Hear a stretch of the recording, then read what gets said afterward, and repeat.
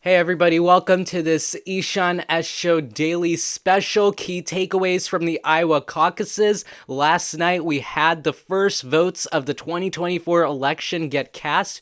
Very exciting time in politics. We got to see the first sense and sentiment of voters as we entered into the 2024 election, because officially it's kicked off. Like, we have officially started the 2024 election because the first votes have been cast and the people, we are beginning to listen to the will of the people. Beautiful stuff that we love in democracy. I love listening, counting votes, listening to opinions, and we are just getting started. And last night, for more than one reason, was historic. I'll tell you why. One of the reasons it was historic, it was first very historic because for the first time we had a really, really, really cold Iowa caucuses. Coldest on record, -4 degrees was our high in a lot of places. But in reality, with wind chill, we were looking at -20, -30 degree chills in a lot of the states. So really, it was so cold. It was the coldest Iowa caucus on record, and that it beats 2004, I think, is the coldest that we had before that, and that was when it was 16 degrees. So we hit it out of the park, guys, with the weather in Iowa, but it was freezing. So that was, in one sense, we made history. We made a history throughout the night, however. And so if we look at the Iowa caucuses, you can tell just by the size of each candidate I've made on this graphic, you can tell who is winning, who won, who got second place. But if we were to look at the numbers, very exciting stuff.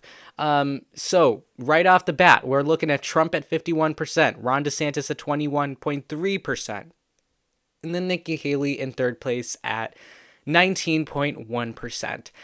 So this is the final tally. We got 95% of votes coming in. These were the results that we got from the Iowa caucuses, and it's not surprising in one sense. I think there were some little caveats here and there. I think nothing is surprising here, and all of this was expected. But what surprises us is just the exact numbers that we were getting. So first off, we're going to get to Trump actually at the end, so I want to cover this right now. If we look at Trump's vote share, 51%. This was a goal for Trump. Trump wanted to get above 50% in this caucus. Why? Because he wanted to establish that a majority of the Iowa Republican Party supports him. And he wanted to draw that to a more national voter base. He wants to show that a majority of Republicans want him. And the reason he needed to do that because if he got below 50%, the issue would have been that basically 1 out of 2 voters that voted in the Iowa caucuses did not want Donald Trump. And that would be pretty disappointing and embarrassing for him. So 51% is a pretty good victory for him. As for the other 2 candidates, we'll get into them in a second. So for Donald Trump, it's a great night in terms of that. And so we're going to get right into the other candidates that we had performing last night. If you want to check this out, you can go to the ishansshow.com for full analysis of this. You can check this whole article out, read everything on the ishansshow.com. It'll be in the description as well. So go ahead and check that out. But first, as we start this piece, I want to talk about Ron DeSantis' relevance problem. So that's what I labeled this as. After last night's results, one thing became very clear, which is that DeSantis had the lowest return on investment. And what I mean by that is he put in so much effort into the state of Iowa, such a crazy amount of money, of his, not in terms of total amounts, but proportionally of what each candidate was spending from their campaign. My man was spending every dollar he had into Iowa, and it really mattered for him because he needed a second place finish in Iowa. He needed it so bad because if he got third place, his campaign was dead in the water. He did not have a path forward. So really, for DeSantis, last night was super important, super duper important. One might argue. He needed to get second place, and he got second place. He got the second place finish he needed, and that was a win in its own right for him. So he was very happy last night after getting 21.3%. But I implore you to look at the margin by which he got second place, 1.4%. That is a pretty tight margin.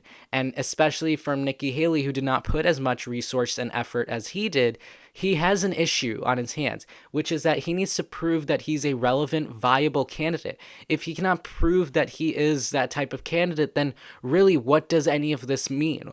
What does any of this argue for DeSantis? Because he cannot prove that he is a clear second place alternative to Nikki Haley, to Donald Trump. And with just 5% in the polls in New Hampshire, I don't really know what he has going forward. And honestly, no campaign, no pundit has any idea of what Ron DeSantis' thinking is, because everybody in the media was just constantly talking about how DeSantis was all about winning in the state of Iowa, how he needed Iowa, but nobody was ever really talking about his path forward. Nobody was ever really talking about what his trajectory ahead looked like. And that, I think, really just creates this sense of skepticism over what he has going for him, because a lot of donors were going to ditch him if he got third place last night. And he got second place, but not by a convincingly high margin. So I wonder how many people are going to continue to write those checks for him, because if the moment the checks stopped coming in, he got no money. Now, what we're hearing from the DeSantis campaign is that he's going to focus a lot of effort into South Carolina. He needs to he's going to put in a lot more effort. I think he just booked 2 events literally today for South Carolina, and that's Nikki Haley's home state. So he's trying to hit her hard in her home state. And you might know that in presidential politics, you have to win your home state. Otherwise, it's really embarrassing, and you don't really have much going for you if you can't even win your home state. So I think that's what DeSantis' strategy is in South Carolina. But if we look at South Carolina polls, it's just, if you are a DeSantis supporter, my heart breaks for you, but it's not that big of a stretch for him. 11% in the state of South Carolina to Nikki Haley's 21%. Obviously, it's a margin that she can beat, he can come at her. But if we were to look at 538, and I like to rely more on 538 because they have a better polling aggregation. But if we do look at 538's polling, it's a bit more shifted in favor of Haley. I think she's in South Carolina, she's at 30%. Huge numbers. DeSantis is at, actually, I don't think that is right. Yeah, now it's loading. It loaded again. That was in New Hampshire. Haley in South Carolina is at 25%. DeSantis is at 12%. So he's at half her support in both cases. When we're looking at measures in general, DeSantis' support is half that of Nikki Haley. So while we're hearing from his campaign that he wants to focus more on South Carolina, what I'm just wondering is if he can really pull it off, because the issue for him is he's got a month. He spent very little money in South Carolina, and he has just a month to build this huge base of support. I just don't know if a month is enough for him to actually edge over Haley. And I don't even want to talk about him beating Trump because he just can't, because it's just such a big deficit. So between him and Haley, I just don't know if he has that organization or apparatus. Nikki Haley has name recognition in the state. She's a 2-term governor. She knows people here. So I think the DeSantis campaign is really going to try to build his relevance, and he's really going after congressmen and congresswomen and senators to try to get their support. One key person who I've heard he's looking at is Tim Scott. He's trying to get Tim Scott's endorsement, and apparently that's in the talks right now. A Tim Scott endorsement for DeSantis would actually be very helpful for him in trying to topple Nikki Haley. If that's enough, I'm not sure, but it would be a snub to Haley, because you might forget, but Haley appointed Tim Scott to the Senate. So in some ways, Scott owes his political career to Nikki Haley. So DeSantis getting a Scott endorsement might help shift that trajectory a tad bit, but I don't think it's going to be by a huge amount. We're going to keep an eye on how DeSantis does in South Carolina. I just don't know if he's going to have much. And currently, with the way that he's been performing and just this tight finish, to Nikki Haley, I just don't know if he has this relevance in this campaign anymore. I've said it plenty of times. This campaign is going to be over by South Carolina. Traditionally, it doesn't end that quickly, but this time I think it's going to end by South Carolina. And the miracle that needs to happen has to happen by then. If it doesn't happen, it won't happen. So DeSantis looking ahead at South Carolina, polling at 5% in New Hampshire. He has a town hall tonight with CNN, so I'll be watching that, but I don't think he really cares too much about New Hampshire. It's all in on South Carolina for his part. But speaking of South Carolina, we got Nikki Haley. So Nikki Haley, going into Iowa, Nikki Haley had a bit of 11th hour momentum because she became the second place candidate in Iowa thanks to the polling averages that we were getting out of this state. And in general, what we were seeing was Haley was at 18.8%, DeSantis at 15.7%, and Trump at 52.5%. In terms of the official results we got, DeSantis overperformed by 5.5%. Trump underperformed just a tad bit by with 1%, and Nikki Haley overperformed by just 0.3 points.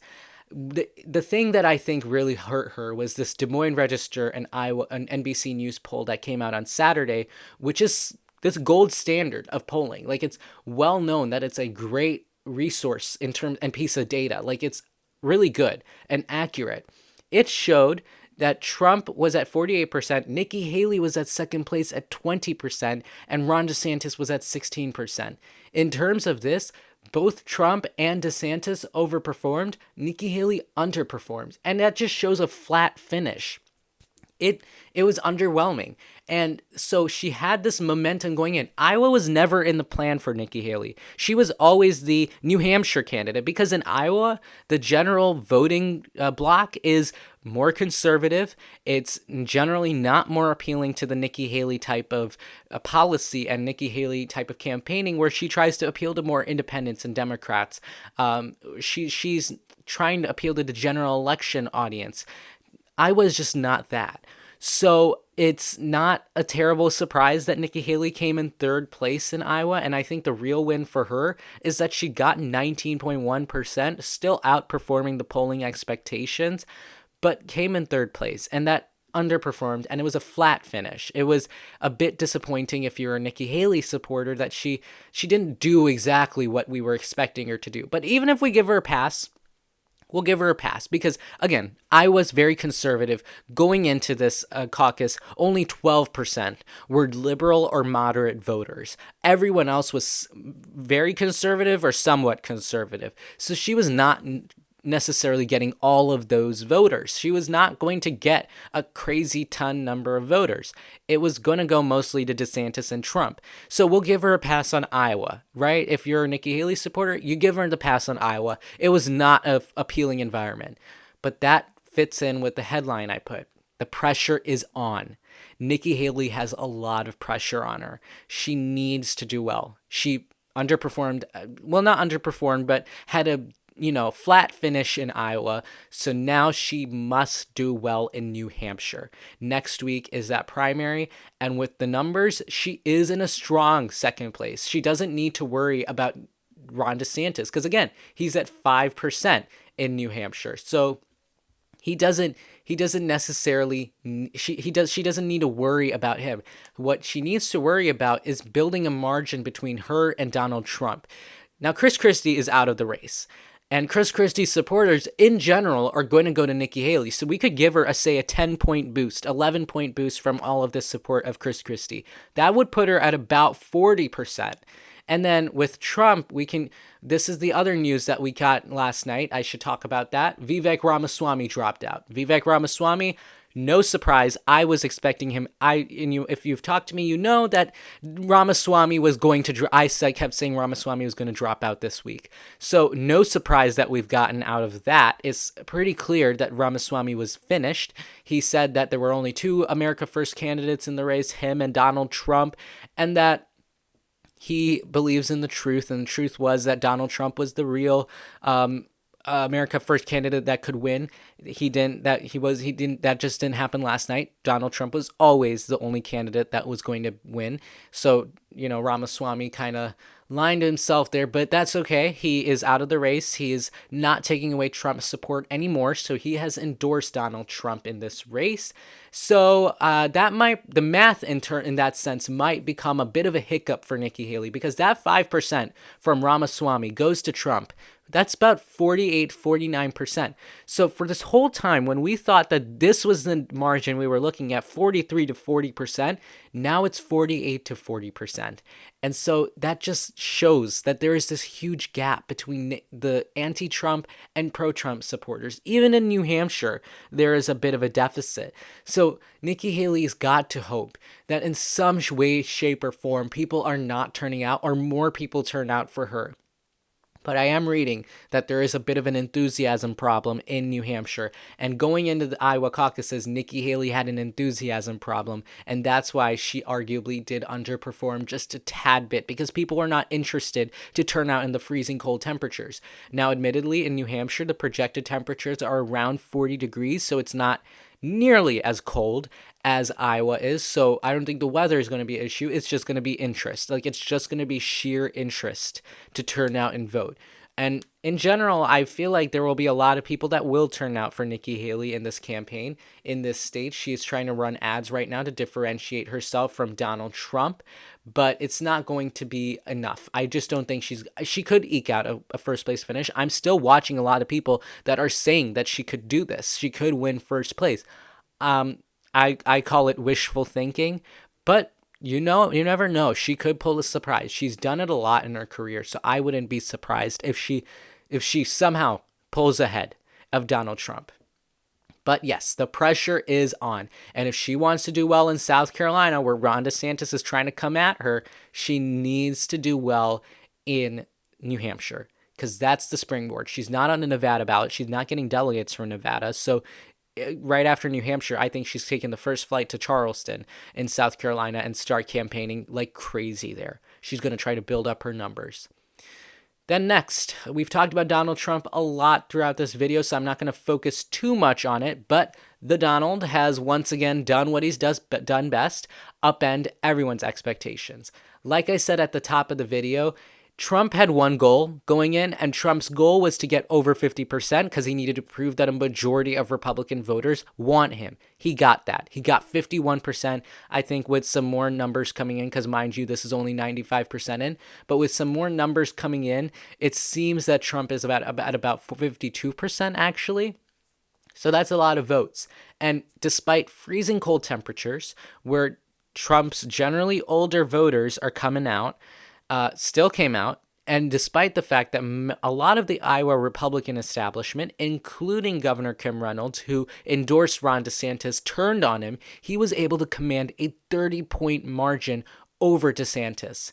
And he got a few more additional endorsements, like from Marco Rubio and Doug Burgum.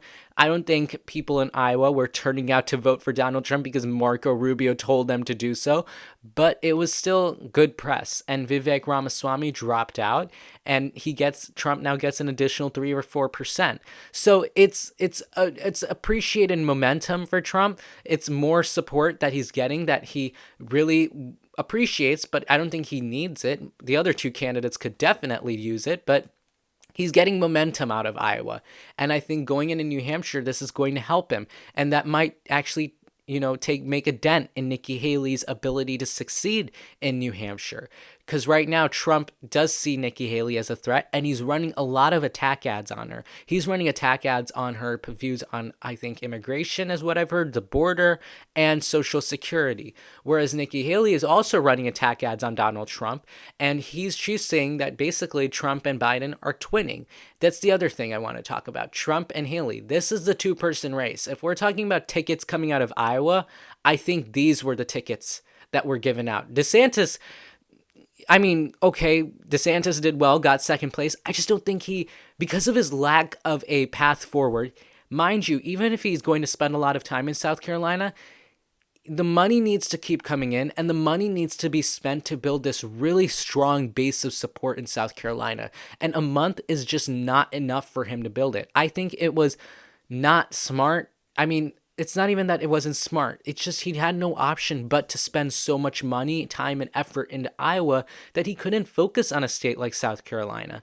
And so he has to build from the ground up in South Carolina. So I don't know if he's getting a ticket out of Iowa. So it's a ticket for these two. And Nikki Haley just pretends that DeSantis doesn't exist in the race and just declared that it's a two-person race between herself and Donald Trump. She says she's not going to go to the debates because she wants to now just debate Donald Trump and Joe Biden. So again, it's that type of wishful thinking on these two that I think helps Donald Trump, because it is, if we're talking about tickets, yes, Nikki Haley and Donald Trump, I think, got those tickets, but honestly, Donald Trump is just happy with what's going on because he got that 30-point margin. He got 51%. He got a majority. In his victory speech last night, he congratulated Nikki Haley and Ron DeSantis. He's like, "Oh, those two are doing really well. They're fighting it out for second place. I don't really care." Like, that's what he was saying. Like, he doesn't care about DeSantis or Nikki Haley because in the long term, neither of them have made a dent enough. They're just too busy fighting each other than actually taking him on. So I think Trump's rather gracious comments might have been more of a petty snub. And, Donald Trump does petty best. So no surprise there.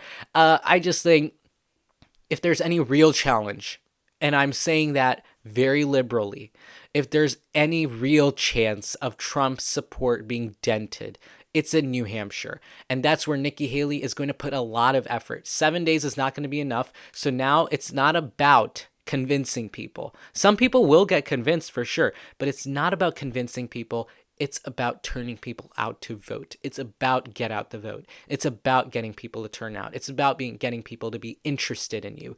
And Trump and Nikki Haley are going to focus on that in the next week. And Trump sees that threat. That's why he's running the attack ads against Nikki Haley. It's going to be the only major test of his candidacy. And when I say test, I mean it's going to be the test where it's an open note test, but also the teachers giving you the answers. That's the type of test that Donald Trump has. The other tests were just that he had the answer key right next to him. This case, he doesn't have the answer key right next to him, but he has basically every other resource at his disposal. So this is where the Iowa caucuses have brought us. I don't know if you support one of these two candidates. I'm sorry if I went a little too hard on them. If you're a Trump supporter, good night for you guys. But we got to still keep an eye on how they're doing. I think one thing that I think might not have been good for Donald Trump is the entrance polls that we were getting from Iowa, which was showing in general Trump's support for a general election might not actually be that strong, because about in a poll that was coming out of Iowa, 30% of people, and I know 30% is not a majority, but 30% is still a big swath of Republican voters last night, said that if Trump was convicted because of his legal issues, they would not vote for him. In a general election, that's actually a pretty big deal, especially coming from a red state like Iowa, where the voters don't have to worry about Democrats, are not generally as moderate. That is still pretty surprising that nearly 30% are saying that they will not vote for Donald Trump. Does that mean that they vote for another candidate? Does that mean that they vote for Biden? Who knows? So I think if you look at the big overarching winner, Trump was definitely the winner. Second place was not Nikki Haley. Second place was not Ron DeSantis. I think Joe Biden was the second place winner. And I know just coming second place between Donald Trump and Joe Biden is not a big deal. It's not good for Joe. And it's not in when you look at it in terms of a podium sense, but I'm talking about this in terms of the moral victory. And, I'm saying Joe Biden got a second place win because it wasn't a huge win. I'm just saying it was a win because in terms of the numbers, Trump has a bit of an iffy position going into the general election. It shows that he is a little weak.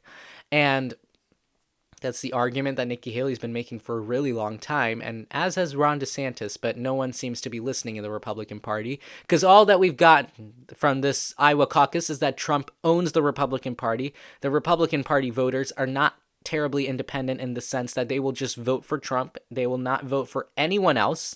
So, good for Trump. I don't know what you want to say about the other Republican voters, but it is Trump's party. He owns them.